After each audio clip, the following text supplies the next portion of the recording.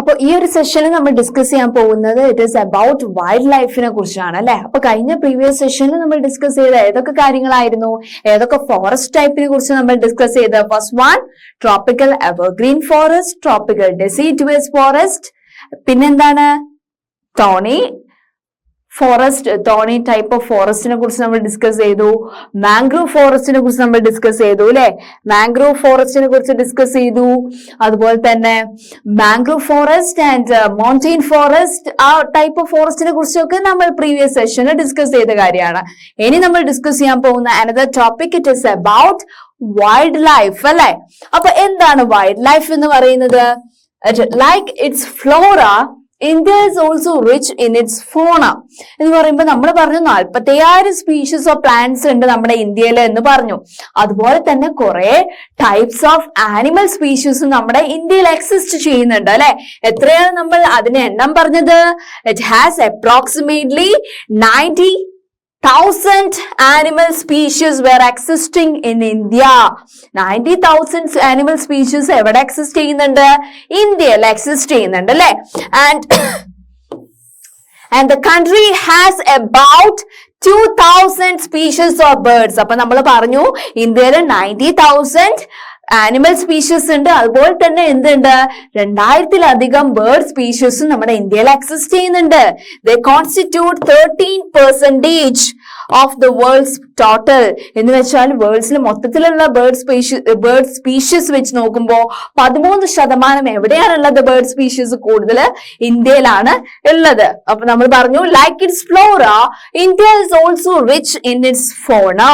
It has approximately 90,000 animal species in India, and the country has about 2,000 bird species. They constitute 13% of the world's total. Okay, ഇതാണ് നമ്മുടെ world wild life അല്ലെ. എന്ന് പറയുമ്പോൾ എല്ലാ ആനിമൽസും കൂടുന്ന, എല്ലാ ബേർഡ്സും കൂടുന്ന ഒരു ഇതാണ് വൈൽഡ് ലൈഫ് എന്ന് പറയുന്നത് അല്ലെ. ഓക്കെ, ഇനി ഡിസ്കസ് ചെയ്യാൻ പോകുന്നത് there are 2,546 species of fishes. അപ്പൊ നമ്മൾ എന്തിന്റെയൊക്കെ എണ്ണം പറഞ്ഞു? ആനിമൽ സ്പീഷീസ് എന്ന് പറയുമ്പോൾ 90,000 ഓഫ് ആനിമൽ സ്പീഷീസ് ഇന്ത്യയിൽ എക്സിസ്റ്റ് ചെയ്യുന്നുണ്ട്. അതുപോലെ തന്നെ 2,000 സ്പീഷീസ് ഓഫ് ഫിഷ് എക്സിസ്റ്റ് ചെയ്യുന്നുണ്ട് ഇന്ത്യയിൽ. ഇനി നമ്മൾ എന്തിന്റെ എണ്ണം എടുക്കാൻ പോകുന്നത്? ഫിഷസിന്റെ എണ്ണം അല്ലെ. പല വെറൈറ്റീസ് ഓഫ് ഫിഷ് ഉണ്ട് അല്ലെ മെറൈൻ വാട്ടറില്. അപ്പൊ എത്ര എണ്ണം ഉണ്ട് നോക്കിയാലോ? It is 2,546 species of fishes were in India.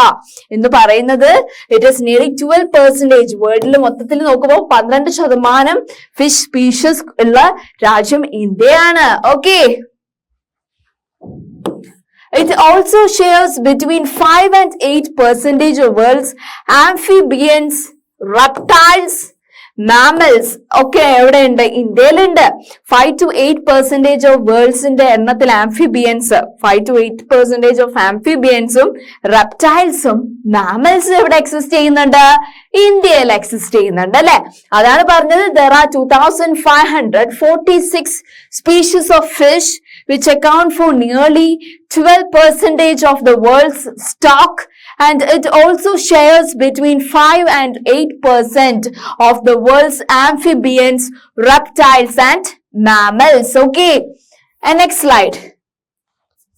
അപ്പൊ വൈൽഡ് ലൈഫിൽ ഏറ്റവും സ്ട്രോങ്ങസ്റ്റ് ഓർ പവർഫുൾ ആയിട്ടുള്ള ആനിമൽ എന്ന് പറയുന്നത് ആരാ? നമ്മൾ പറയും എലിഫന്റ്സ്. നല്ല തന്റേടത്തോടെ അല്ലെ വരുന്ന ഒരു എലിഫന്റ് ആണ് അല്ലെ. The most majestic animals among the mammals. മാമൽസിന്റെ കൂട്ടത്തിൽ കൂടുതലായിട്ട് എന്താണ് മെജസ്റ്റിക് ആയിട്ടുള്ള വരവ് കാഴ്ചവെക്കുന്ന ആനിമൽ എന്ന് പറയുന്നത് നമ്മുടെ എലിഫന്റ് ആണ് അല്ലെ. കൂടുതലായിട്ട് എലിഫന്റ് കൂടുതൽ കാണപ്പെടുന്ന റീജിയൻസ് എന്ന് പറയുന്നത് it is in the hot wet forest of Assam, Karnataka and Kerala. Okay, the elephants are the most majestic animals that among the mammals. The elephants are the most majestic animals that is included in the mammals. They are also, the elephants are found in the hot wet areas of hot wet forest of Assam, Karnataka and Kerala. Okay, next. പിന്നെ എന്തൊക്കെ type of animals ആണ് ആസാമില് ഒക്കെ കാണപ്പെടുന്നതെന്ന് നമുക്ക് നോക്കിയാലോ? It is one-horned rhinoceros are the other animals which live in swampy and marshy lands of Assam and West Bengal. Assam and West Bengal കൂടുതൽ കാണപ്പെടുന്ന ഒരു species എന്ന് പറയുന്ന one horned rhinoceros ആണ്. Okay. And the arid areas of Rann of Kutch and Thar desert are the habitat for wild ass and camels. Wild assum camels കൂടുതൽ കാണപ്പെടുന്ന regions ഏതൊക്കെയാ മക്കളെ? It is the Rann of Kutch and Thar ഡെസേർട്ടിൽ കാണപ്പെടുന്ന animal എന്ന് പറയുന്നത് camel ആണ്. Okay, അപ്പോ the swampy and marshy lands of Assam and West Bengal കാണപ്പെടുന്ന ഒരു ആനിമൽ എന്ന് പറയുന്ന ഒരു ആനിമൽ സ്പീഷീസ് എന്ന് പറയുന്നത് one horned rhinoceros ആണ്. പിന്നെ arid ഏരിയാസ് ആയിട്ടുള്ള Rann of Kutchലും Thar ഡെസേർട്ടിലും കാണപ്പെടുന്ന ആനിമൽ ഏതാണ്? കൂടുതലായിട്ട് കാണപ്പെടുന്ന ആനിമൽ ആണ് camelsഉം wild assum. ഓക്കെ, ഇതാണ് one horned rhinoceros അല്ലേ? Okay,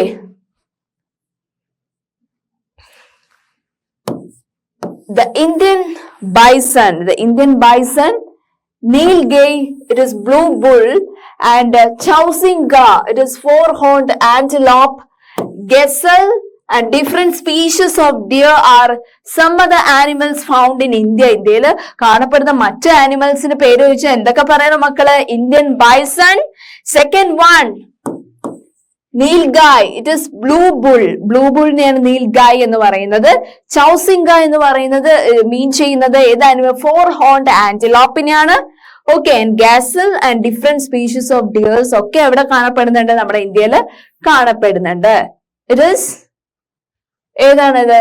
it is blue bull നമ്മൾ പറഞ്ഞാണ്.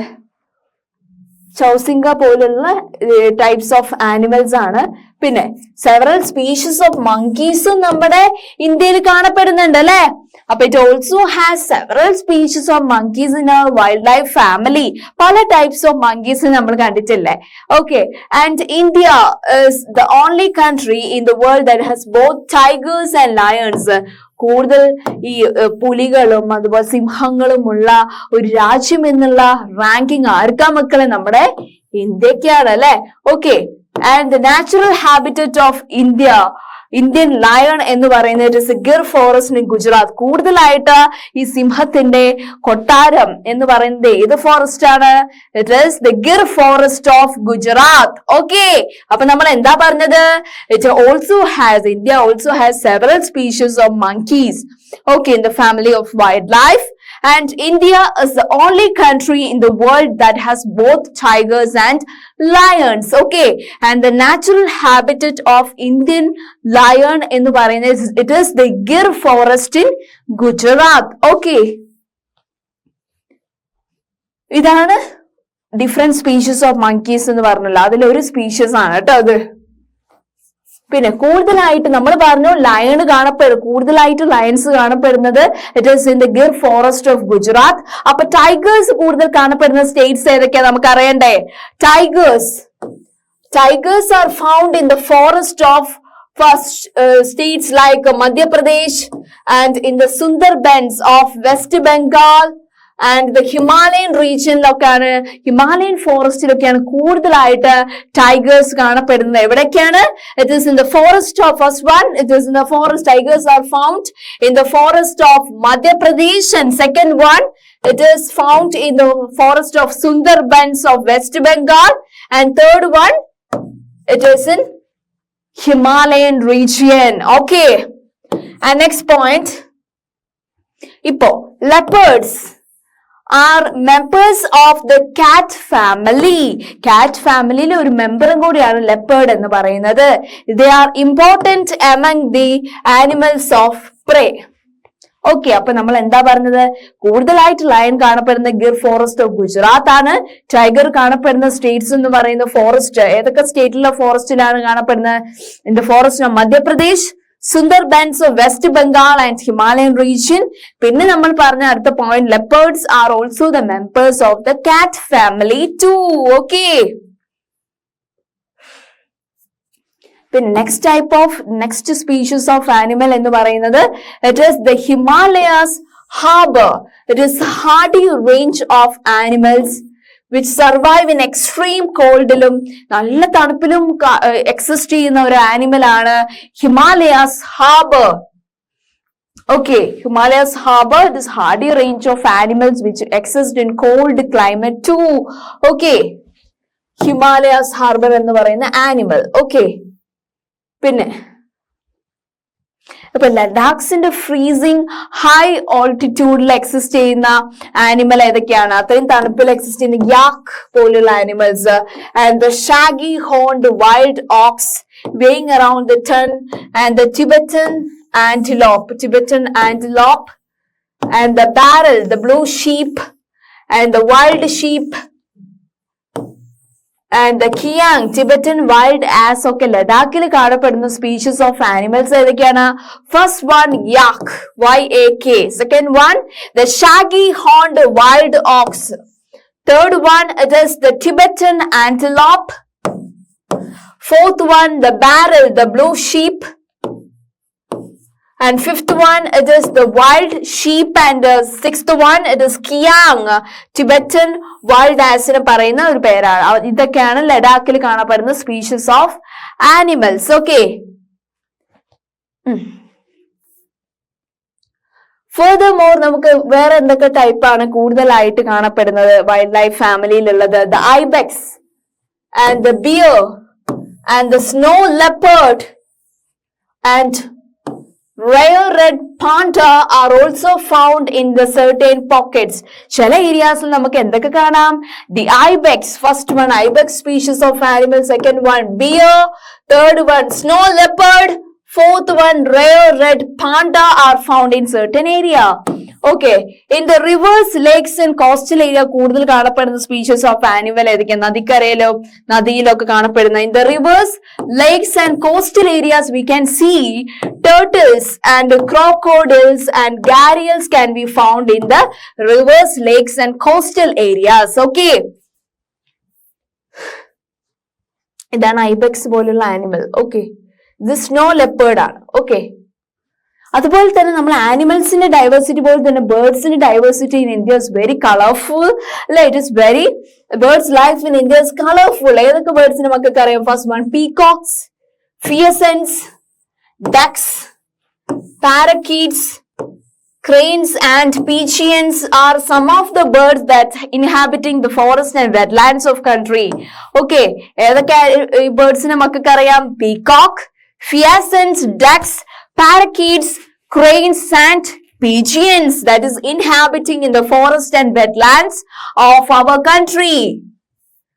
Okay, ഇതാണ് എന്ത്? ഫിയാസൻസ് എന്ന് പറയുന്ന ഈ ഒരു species of bird. Okay, it is parakeets. Okay, and we have selected our crops from a biodiverse environment from the reserve of edible plants.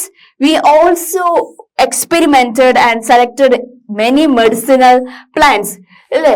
നമ്മളെന്താ ഡൈവേഴ്സ് ആയിട്ട് എൻവിറോൺമെന്റിൽ നിന്ന് പല പല എഡിബിൾ പ്ലാന്റ്സ് നമ്മൾ കൺസേർവ് ചെയ്ത് വെച്ചിട്ടുണ്ട്. അതുപോലെ തന്നെ കുറെ മെഡിസിനൽ പ്ലാന്റ്സ് നമ്മൾ കൾട്ടിവേറ്റ് ചെയ്തിട്ടുണ്ട് അല്ലേ? The animals were selected from whose stock, that is stock provided by nature. Natural നിന്ന് നമുക്ക് കണ്ടെത്തിയിട്ടുള്ള ആനിമൽസ് ആണ് നമുക്ക് എന്താ it is better for our welfare അല്ലെ of livelihood. It is മിൽച്ച് animals. മിൽച്ച് animals എന്ന് പറയുമ്പോൾ അത് മിൽക്ക് തരുന്ന ആനിമൽസ് ഇല്ലേ? ഇപ്പോ ഏതൊക്കെയാണ് നമുക്കറിയാം? Mainly milch animals, cow, goat, buffalo. Okay, and then examples ആണ് അല്ലെ? They also provided us draught power, transportation like buffalo. അതൊക്കെ പണ്ട് കാലഘട്ടത്ത് ഉള്ള ട്രാൻസ്പോർട്ടേഷൻ ഫെസിലിറ്റി, അത് മീറ്റ്, എഗ്സ് ഒക്കെ നമുക്ക് തരും. The fish also provide nutritive food. Okay, the animals were selected from large stock provided by nature as milch animals. They also provide us draught power, transportation, meat. അല്ലെ? ഇത് മൊത്തത്തിലുള്ള ആനിമൽസിനെയാ പറയുന്നത്. പണ്ട് കാലത്ത് ഹോഴ്സസ് ഒക്കെ ട്രാൻസ്പോർട്ടേഷന് വേണ്ടി യൂസ് ചെയ്യുന്നു. ഇപ്പോ കൗ, ബുഫല്ലോ, ഗോട്ടിന്റെ മീറ്റും ഒക്കെ നമ്മൾ എന്താണ് യൂസ് ചെയ്യുന്നു അല്ലെ? It is also provide a nutritive food for us. Okay, കുറെ ഇൻസെക്ട്സ് നാച്ചുറൽ എക്സിസ്റ്റ് ചെയ്യുന്ന ഇൻസെക്ട്സ് എന്തിനൊക്കെ സപ്പോർട്ട് ചെയ്യുന്നു? It helps in the pollination of crops. Crops പെട്ടെന്ന് തന്നെ ബ്ലോസം ചെയ്യാൻ വേണ്ടി, പോളിനേറ്റ് ചെയ്യാൻ വേണ്ടി സഹായിക്കുന്നു. അതുപോലെ തന്നെ fruit trees and exerting biological control such as insects is harmful. Okay, every species has a role to play in the ecosystem. Insects ആണെങ്കിലും പ്ലാന്റ്സ് ആയിക്കോട്ടെ, അത് ഫ്ലവറിംഗ് പ്ലാന്റ്സ് ആയിക്കോട്ടെ, നോൺ ഫ്ലവറിംഗ് പ്ലാന്റ്സ് ആയിക്കോട്ടെ, ആനിമൽ ഡൈവേഴ്സിറ്റിയില് അല്ലെ, കോസ്റ്റൽ ഏരിയ വളരുന്നുണ്ട്, തുണ്ട്ര region, tropical ഏരിയാസിൽ വളരുന്ന പല സ്പീഷീസ് ഓഫ് ആനിമൽസ് ഉണ്ട്. Insects, insects for pollination of plants, അതിനൊക്കെ എല്ലാ ആനിമൽസിനും എല്ലാവർക്കും ഒരു റോൾ പ്ലേ ചെയ്യാനുണ്ട് എക്കോസിസ്റ്റത്തില് അല്ലെ. It is the pollinating insects. Okay, അതിന്റെ പിക്ചറൈസേഷൻ ആണ്. അതുപോലെ തന്നെ നമ്മൾ കൂടുതലായിട്ട് റിസോഴ്സസ് നമ്മുടെ ആവശ്യത്തിന് വേണ്ടി നമുക്ക് പ്രോഫിറ്റ് ഉണ്ടാക്കാൻ വേണ്ടി യൂസ് ചെയ്യുമ്പോൾ നമ്മൾ ബെറ്റർ ഓപ്ഷൻ ആയിട്ട് കരുതേണ്ട കൺസർവേഷൻ ഇസ് എസെൻഷ്യൽ. എങ്ങനെ നമ്മൾ അതിനെ പ്രൊട്ടക്ട് ചെയ്ത് അപ്കമിങ് ജനറേഷൻ പ്രൊവൈഡ് ചെയ്ത് കൊടുക്കുന്നു, അതിലാണ് പ്രാധാന്യമുള്ളത്. As been mentioned earlier, due to excessive exploitation of plants and animal resources by human beings, the ecosystem has been disturbed. എന്ന് വെച്ചാൽ എക്കോസിസ്റ്റത്തിന് നിലനിൽക്കാനുള്ള, അതിന്റെ നിലനിൽപ്പിന് എന്തെങ്കിലും എഫക്റ്റ് വന്നാണെങ്കിൽ അത് നമ്മുടെ നിലനിൽപ്പിന് നല്ല രീതിയിൽ ബാധിക്കും എന്നുള്ളതാണ്. ഓക്കെ, അതുകൊണ്ടാണ് പറഞ്ഞത് എന്ത് മക്കളെ, the conservation is very essential. Okay, it is the excessive exploitation of plant and animal resources by human. മനുഷ്യര് ഓവറായിട്ട് എന്തൊക്കെ യൂസ് ചെയ്യുന്നു, റിസോഴ്സസ്, നാച്ചുറൽ പ്രൊഡക്ട്സ് ഓവറായിട്ട് യൂസ് ചെയ്യുന്നു, പ്ലാന്റ് ആൻഡ് അനിമൽ സ്പീഷീസിന് ഓവറായിട്ട് ട്രേഡിങ് ഇതിനു വേണ്ടി യൂസ് ചെയ്യുന്നു. പക്ഷെ എന്തിനും കൺസർവേഷൻ ഇസ് എസെൻഷ്യൽ. ഓക്കെ, ഇങ്ങനെ ഓവർ എക്സ്പ്ലോയിറ്റേഷൻ ചെയ്തത് അത് നമ്മുടെ എക്കോസിസ്റ്റത്തിനെ, പരിസ്ഥിതിയെ വലിയ രീതിയിൽ അത് ബാധിക്കുമെന്നാണ് പറയുന്നത്. ഓക്കെ, അതുകൊണ്ട് നമ്മൾ ഇങ്ങനെ ഓവർ എക്സ്പ്ലോയിറ്റ് ചെയ്ത് എന്തൊക്കെ ഡിഫക്റ്റ് ആണ്, എന്തൊക്കെ ദോഷങ്ങളാണ് നമ്മുടെ എക്കോസിസ്റ്റത്തിന് വന്നത് എന്ന് നോക്കിയാലോ. It is about 1300 plant species are endangered. ഇപ്പോ 1300ഓളം ചെടികൾ ഇപ്പോ നമ്മുടെ ഭൂലോകത്ത് നിന്ന് തന്നെ കാണപ്പെടുന്നില്ല. 20 സ്പീഷീസ് ഇപ്പോ എക്സ്റ്റിങ്ക്റ്റ് ആണ്. 20ഓളം പ്ലാന്റ് സ്പീഷീസ് ഇപ്പൊ കാണാനേ കിട്ടുന്നില്ല നമുക്ക്. And quite a few animal species are also endangered. ഇപ്പൊ ആനിമൽ സ്പീഷീസിൽ നോക്കുകയാണെങ്കിൽ കുറെ ആനിമൽസിന് എൻഡേഞ്ചേർഡ് ആണ് കൂടുതലായിട്ട് കാണുന്നത്. ചിലതൊക്കെ ആളുകളെ എക്സ്റ്റിങ്ക്റ്റ് ആക്കി, ആ ഒരു സ്പീഷീസിന് തന്നെ അവർ കൊന്നൊടുക്കി എന്നാണ് പറയുന്നത്. It is about 1300 plant species are endangered and 20 species are extinct, and quite a few animal species are also endangered and some have become extinct. Okay, ഇനി ഇതിന്റെയൊക്കെ മെയിൻ കോസസ്, ഇതിന്റെയൊക്കെ മെയിൻ കാരണം എന്ന് പറയുന്നത് എന്താന്ന് നമുക്ക് അറിയില്ലേ. The main causes for this major threat to nature are hunting by greedy hunters for commercial purposes. അവരുടെ ട്രേഡിന്, അവരുടെ പ്രോഫിറ്റിന് വേണ്ടിയിട്ട് അവര് വലിയ രീതിയിൽ നമ്മുടെ പ്ലാന്റിനും ആനിമൽ സ്പീഷീസിനും വലിയ രീതിയിൽ അത് എഫക്ട് ചെയ്യുന്നു. അത് നമ്മുടെ എക്കോസിസ്റ്റത്തിനെ തന്നെ വലിയ രീതിയിൽ ബാധിക്കുന്നു എന്നാണ് പറയുന്നത്. ഓക്കെ, പിന്നെന്തൊക്കെയാണ്? ദ പൊല്യൂഷൻ, മലിനീകരണം കാരണം അല്ലെ. Pollution due to chemical and industrial waste. Okay, റിവേഴ്സിലൊക്കെ ഇങ്ങനെ വേസ്റ്റ് ഇങ്ങനെ മനുഷ്യര് പുറന്തള്ളുമ്പോൾ, ആസിഡ് ഡെപ്പോസിറ്റ്, ഫാക്ടറികൾ വലിയതിൽ നിർമ്മിച്ചു അതിലുള്ള കെമിക്കൽസ് ഒക്കെ പുഴയിലേക്ക് ഒഴുക്കി വിടുമ്പോൾ, introduction of alien species and reckless cutting of the forest അല്ലെ. അവരുടെ ആവശ്യങ്ങൾക്ക് വേണ്ടി, മനുഷ്യർക്ക് പ്രോഫിറ്റ് ഉണ്ടാക്കാൻ വേണ്ടി ഈ മരങ്ങളൊക്കെ വെട്ടി നശിപ്പിക്കുമ്പോൾ, okay, and the reckless cutting of forest to bring land under cultivation and habitation are also responsible for the imbalance of ecosystem. നല്ല രീതിയിൽ നമ്മുടെ നദികളെയും പരിസ്ഥിതിയെയും ഒക്കെ നല്ല രീതിയിൽ ബാധിക്കാൻ കാരണം എന്താ? It is one effect, it is pollution due to chemical and industrial waste, acid deposit, introduction of alien species, and reckless cutting of the forest to bring land under cultivation that is led for the demerits or the effect that the humans made it for the ecosystem. അല്ലെ, ഈ ഒരു മനുഷ്യര് നല്ല രീതിയിൽ അതിനെ exploit ചെയ്തുകൊണ്ട് എന്തിനൊക്കെയാണ് ബാധിക്കുന്നത് എന്നുള്ളതാണ് ഓക്കെ ഈ ഒരു പോയിന്റിൽ കാണിച്ചത്. Okay, to protect the flora and fauna of the country, the government has taken many steps. Okay, ഇങ്ങനെയുള്ള ആനിമൽ സ്പീഷീസിനെയും പ്ലാന്റ് സ്പീഷീസിനെയും പ്രൊട്ടക്ട് ചെയ്യാൻ വേണ്ടിയിട്ട്, സംരക്ഷിക്കാൻ വേണ്ടിയിട്ട് നമ്മുടെ സർക്കാർ വലിയ രീതിയിലുള്ള പോളിസീസ് ഒക്കെ കൊണ്ടുവന്നിട്ടുണ്ട്. അതിനെക്കുറിച്ച് നമുക്ക് അറിഞ്ഞാലോ? ഫസ്റ്റ് വൺ എന്താണ്? 18 biosphere reserves have been set up in the country to protect the flora and fauna. 18ഓളം ബയോസ്ഫിയർ റിസർവ്സ്, സൂ പോലെയുള്ള സങ്കേതങ്ങൾ ഇത്തരത്തിലുള്ള പ്ലാന്റ് ഡൈവേഴ്സിറ്റിനെ ഒക്കെ പ്രൊട്ടക്ട് ചെയ്യാൻ വേണ്ടി. ഇപ്പൊ ഫോർ എക്സാമ്പിൾ നിലമ്പൂർ തേക്ക് മ്യൂസിയം പോലുള്ള നിങ്ങൾക്ക് പോയി നോക്കുമ്പോൾ കാണാം പല ടൈപ്സ് ഓഫ് പ്ലാന്റ് സ്പീഷീസ് കാണാം അല്ലെ. അതുപോലെ തന്നെ നമ്മൾ പറശ്ശിനിക്കടവ് സൂല് പോകുമ്പോൾ കാണാം പല ടൈപ്പ് ഓഫ് ആനിമൽ സ്പീഷീസ് കാണാം. ഇങ്ങനെ ഇന്ത്യയിൽ പല ഭാഗത്തായിട്ട് 18 ബയോസ്ഫിയർ റിസർവ്സ് ആര് കൊണ്ടുവന്നു?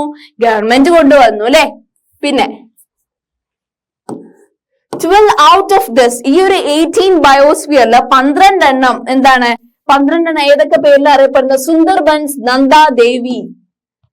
Okay. Second one the gulf of Mannar.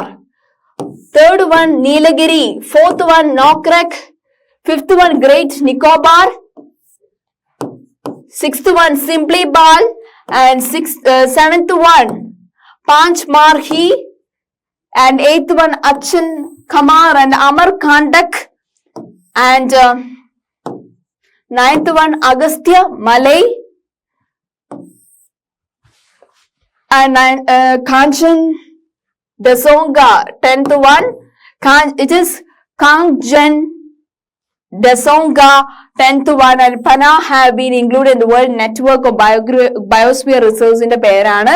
Nanda Devi, gulf of Mannar, great Nicobar, Simlipal and Pachmarhi, അഗസ്ത്യമലയൊക്കെ എന്താണ്? ഈ ഒരു 12 ഔട്ട് ഓഫ് ദം ആണ് കേട്ടോ. ബയോസ്ഫിയർ റിസർവ്സിന്റെ പേരാണ് നമ്മൾ ഡിസ്കസ് ചെയ്യുന്നത്. Next government policy. The financial and technical assistance is provided to many botanical garden by the government since 1992. ഊട്ടിയിലെ ബോട്ടാനിക്കൽ ഗാർഡൻ വിസിറ്റ് ചെയ്തവർക്കറിയാം പല വെറൈറ്റീസ് ഓഫ് പ്ലാന്റ്സിനെ പ്രൊട്ടക്ട് ചെയ്യുന്ന നേരത്തെ അതിന് നല്ല രീതിയിൽ അതിനെ നവീകരിക്കാൻ സാമ്പത്തികമായി നല്ല ചെലവുണ്ടല്ലേ. ആ അസിസ്റ്റൻസ് ഒക്കെ ഗവൺമെന്റ് പ്രൊവൈഡ് ചെയ്യുന്നു എന്നാണ് കേട്ടോ സിമ്പിൾ ആയിട്ട് ഈ പോയിന്റിൽ പറയുന്നത്. The financial and technical assistance is provided to many botanical garden by the government since 1992. 1992 മുതൽ ഇത്തരത്തിലുള്ള ബോട്ടാനിക്കൽ ഗാർഡനെ അസിസ്റ്റ് ചെയ്യാൻ വേണ്ടിയിട്ട്, പ്രൊട്ടക്ട് ചെയ്യാൻ വേണ്ടിയിട്ട്, സപ്പോർട്ട് ചെയ്യാൻ വേണ്ടിയിട്ട് ഫിനാൻഷ്യൽ അസിസ്റ്റൻസ് ആര് പ്രൊവൈഡ് ചെയ്യുന്നു? ഗവൺമെന്റ് പ്രൊവൈഡ് ചെയ്യുന്നു. പിന്നെ കുറെ ആനിമൽ സ്പീഷീസ് എക്സ്റ്റിങ്ക്റ്റ് ആയി പോകുന്നു, ഇല്ലാതായി പോകുന്നു എന്ന് പറഞ്ഞു. അതിന് കുറെ പ്രൊജക്ട് കൊണ്ടുവന്നിട്ടുണ്ട്. ഏതൊക്കെയാണ് example? Project tiger.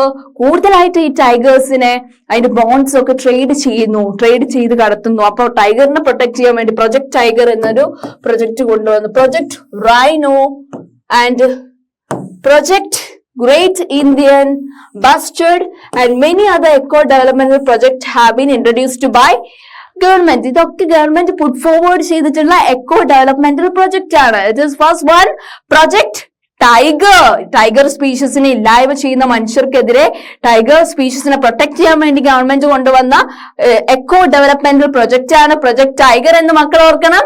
And project rhino, project great Indian bustard, അതിനൊക്കെ സംരക്ഷിക്കാൻ വേണ്ടി ഗവൺമെന്റ് കൊണ്ടുവന്ന ഡെവലപ്മെന്റൽ പ്രൊജക്ട്സ് ആണ്. Okay. And government also set up 106 national park, 106 national park government കൊണ്ടുവന്നു. And 573 wild life sanctuaries in order to protect these animals. And zoological garden also set up to take care of natural heritage. നമ്മുടെ national ഡൈവേഴ്സിറ്റിനെ, ഹെറിറ്റേജിനെ protect ചെയ്യാൻ വേണ്ടിയിട്ട് it is 106 national parks were set up by government, and also 573 wildlife sanctuaries and zoological gardens were set up or introduced by government in order to take care of our natural heritage. Okay. ഇപ്പൊ നമുക്ക് ചെയ്യാൻ കഴിയുന്നത് എന്ന് പറയുന്നത് all of us must realize the importance of the natural ecosystem for our own survival. നിങ്ങൾ മനസ്സിലാക്കേണ്ട കാര്യം എന്ന് പറയുന്ന ഈ പരിസ്ഥിതിയിലെ എല്ലാ ജീവജാലങ്ങൾക്കും അവിടെ നിലനിൽക്കാനുള്ള അവകാശമുണ്ട്. അവരെ വെറുതെ എക്സ്പ്ലോയിറ്റ് ചെയ്തിട്ട് ആ ഒരു സ്പീഷീസിനെ നിങ്ങൾ ഈ ലോകത്ത് നിന്ന് പറഞ്ഞു വിടരുത് എന്നാണ് പറയുന്നത്. പിന്നെയോ, and it is possible if indiscriminate destruction of natural environment is put to an immediate end. ഇങ്ങനെ ആളുകൾ ഓവറായിട്ട് നാച്ചുറലിനെ എക്സ്പ്ലോയിറ്റ് ചെയ്യുന്ന രീതി നിർത്തലാക്കണം എന്നാണ് പറയുന്നത്. പൂർണ്ണമായിട്ട് നിർത്തലാക്കണം എന്നാണ് പറയുന്നത്. It is possible if indiscriminate destruction of natural environment put to an immediate end. Okay. അപ്പോ ഇത്തരത്തിലുള്ള കാര്യങ്ങളാണ് ഈ ഒരു സിമ്പിൾ ചാപ്റ്ററിൽ നമ്മൾ ഡിസ്കസ് ചെയ്തത്. എന്തൊക്കെ കാര്യങ്ങളാണ് ഡിസ്കസ് ചെയ്തത്? ഇറ്റ് ഈസ് നമ്മൾ ഫസ്റ്റ് ഡിസ്കസ് ചെയ്ത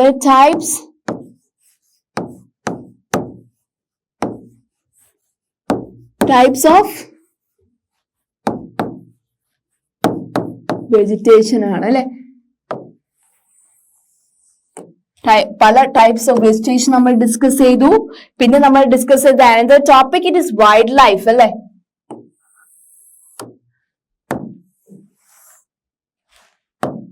പിന്നെ ഡിസ്കസ് ചെയ്തത് എന്താ മക്കളെ? It is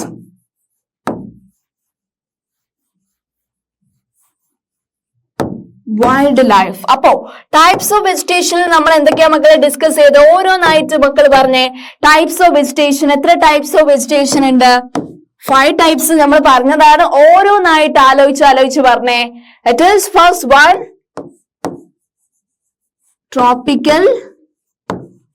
tropical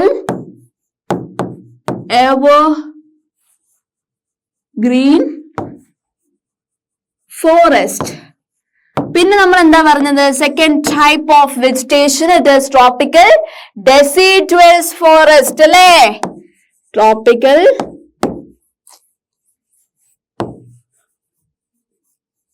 deciduous. Okay, ഇതിന്റെ 2 ടൈപ്പ് നമ്മൾ ഡിസ്കസ് ചെയ്താണ്. ഏതൊക്കെയാണ് ട്രോപ്പിക്കൽ ഡെസിഡുവസ് ഫോറസ്റ്റിന്റെ 2 types? It is moist and dry deciduous. അത് വേണമെങ്കിൽ ഇവിടെ എഴുതി വെക്കാം അല്ലെ. Moist and dry deciduous types ആണ് ഇത്.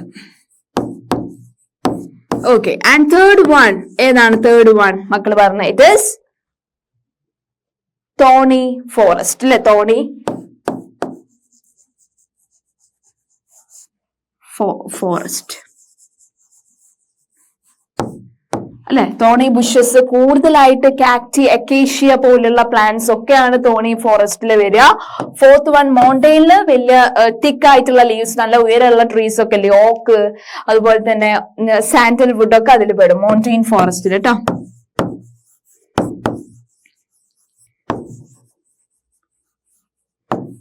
ഓക്കെ, പിന്നെ last one we discussed it is mangrove forest. Mangrove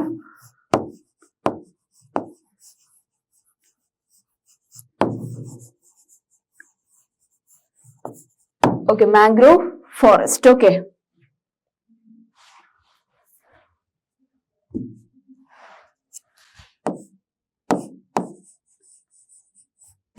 tropical ഇത് moist എന്ന് മനസ്സിലാവാൻ വേണ്ടിട്ടാട്ടോ. It is moist. First one ആണ്, first type of deciduous.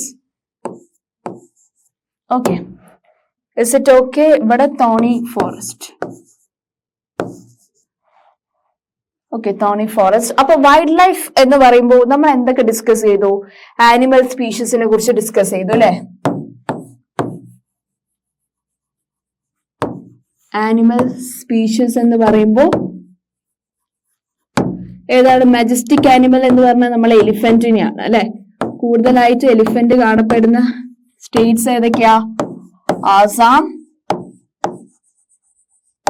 Kerala, കർണാടകയാണ്. Assam നമുക്ക് ലിസ്റ്റ് ചെയ്ത് എഴുതാം അല്ലെ. First one Assam, Kerala, Karnataka. പിന്നെ നമ്മൾ പറഞ്ഞത് ടൈഗർ, സുന്ദർബൻ പറഞ്ഞു, ലയണാ പറഞ്ഞ അല്ലെ. ലയൺ നമുക്ക് ഓർഡറിൽ തന്നെ പോവാം. ലയൺ പറഞ്ഞു. Lion can be seen in the Gir forest അല്ലെ. Gir forest of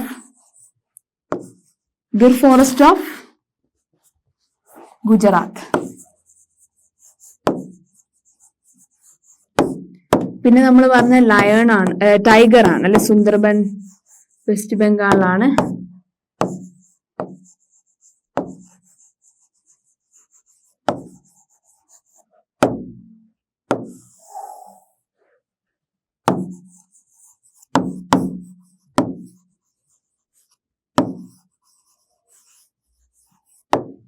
okay.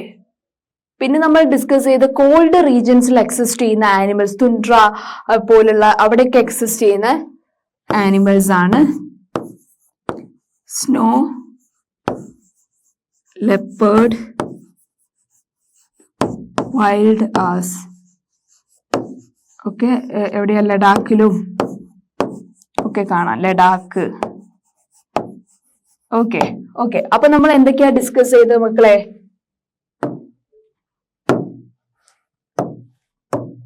We discussed the types of vegetation. First one ഏതാ നമ്മൾ ഡിസ്കസ് ചെയ്തത്? It is first one, it is tropical evergreen forest. Okay. Second one, tropical deciduous forest ആണ് discuss ചെയ്തത്. അതിന്റെ രണ്ട് type ആണ് നമ്മൾ പറഞ്ഞത്. It is moist and dry deciduous. ഇതിന്റെ ടൈപ്സ് ആണ്. ഓക്കെ. പിന്നെ third one we have discussed, it is thorny forest, thorny bushes, thorny type of vegetation കാണപ്പെടുന്ന thorny forest. And fourth one we have discussed mountain forest ആണ്, oak, sandalwood പോലുള്ള forest. Okay. Fifth one we have discussed, it is mangrove forest. And wildlife കുറിച്ച് നമ്മൾ discuss ചെയ്തു. Wild first animal സ്പീഷീസിനെ കുറിച്ച് നമ്മൾ detail ആയിട്ട് discuss അല്ലേ? Animal സ്പീഷീസിൽ elephant 90,000 species ഉണ്ട് അല്ലെ ആനിമൽസിന്റെ ഇതില്. ഓക്കെ. എലിഫന്റ് കൂടുതൽ കാണപ്പെടുന്ന സ്റ്റേറ്റ് ഫസ്റ്റ് വൺ ആസാം, പിന്നെ കേരള, പിന്നെ കർണാടക. ഓക്കെ. പിന്നെ ലയൺ കൂടുതൽ കാണപ്പെടുന്നത് എവിടെയാണ് മക്കളെ? It is in Gir forest of Gujarat. പിന്നെ ടൈഗർ കൂടുതൽ കാണപ്പെടുന്നത് എവിടെയാണ്? Sundarbans of west Bengal. പിന്നെ സ്നോ ലെപ്പേർഡും വൈൽഡ് ആസും കാണപ്പെടുന്ന റീജിയൻ കൂടുതൽ കാണപ്പെടുന്നത് ലഡാക്കിൽ. അപ്പൊ ഇത്രയും കാര്യങ്ങളാണ് ഈ ഒരു ചാപ്റ്ററിൽ നമ്മൾ ഡിസ്കസ് ചെയ്തത്. സിമ്പിൾ ചാപ്റ്റർ അല്ലേ? ഓക്കെ. നെക്സ്റ്റ് ഇൻട്രസ്റ്റിംഗ് ചാപ്റ്റർ ആയിട്ട് നെക്സ്റ്റ് സെഷനിൽ കാണാം കേട്ടോ. Thank you.